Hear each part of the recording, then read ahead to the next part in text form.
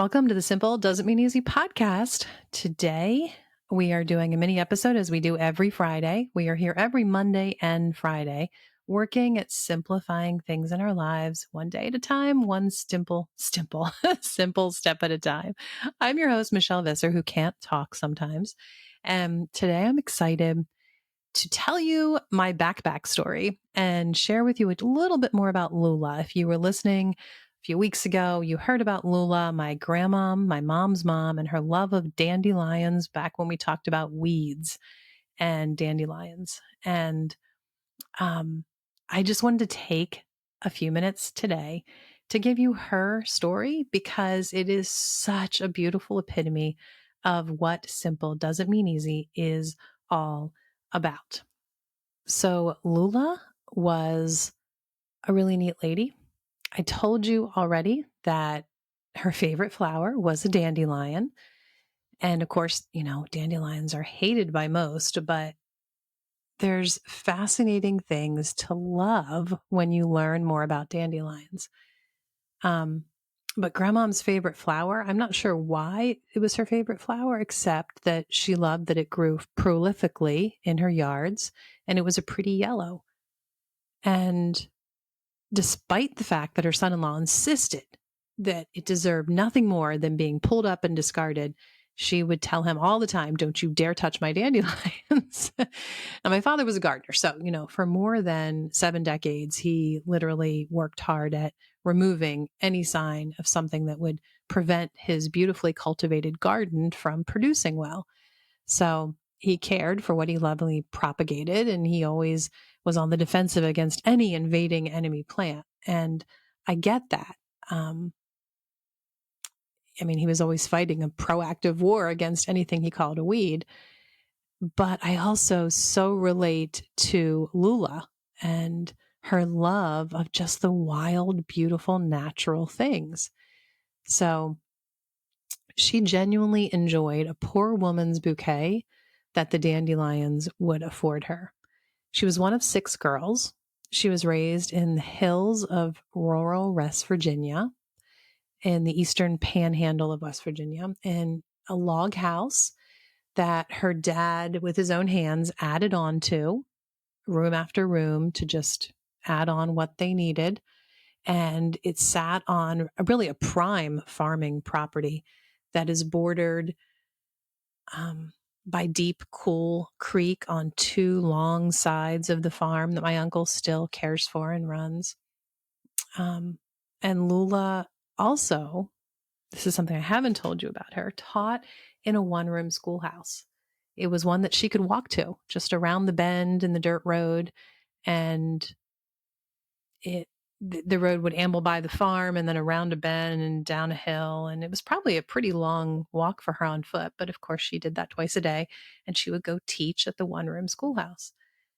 And I've always found that so fascinating. Also fascinating is that she had a 2-year college degree before she went to teach at the one-room schoolhouse. And my grandfather couldn't read or write. He couldn't even write his name.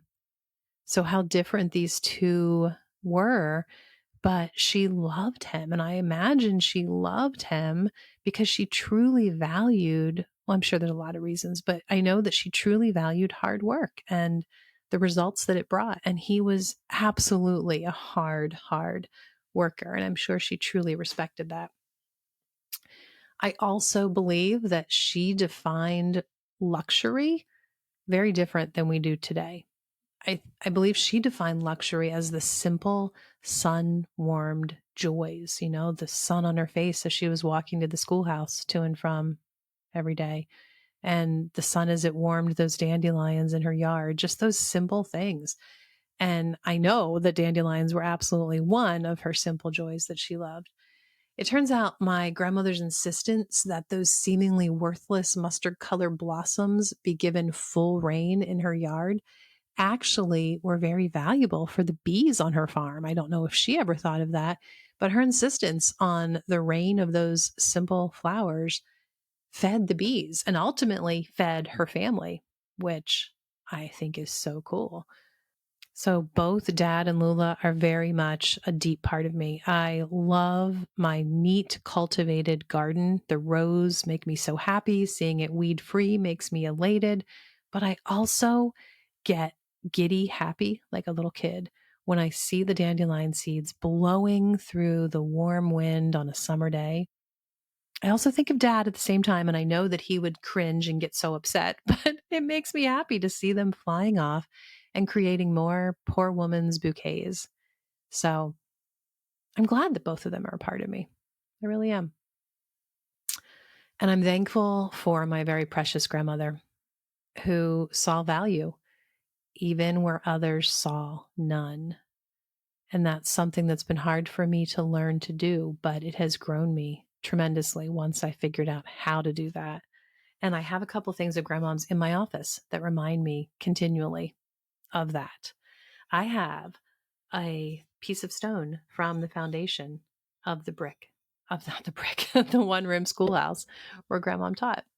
And it's on my desk. It's always on my desk.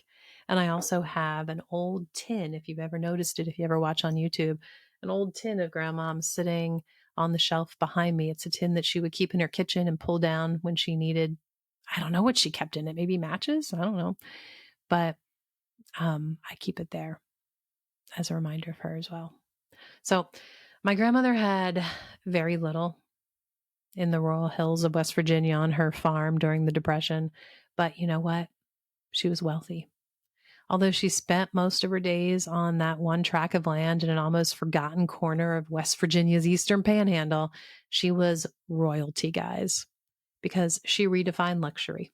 Because my grandmother defined luxury as a simple, sun-warmed joy. And for that, I will always be grateful. Thanks for listening, guys. And remember, it's easy to forget how blessed we are to live this life. So enjoy the simple, everyday efforts and enjoy those dandelions. It's not easy, but it's a good life.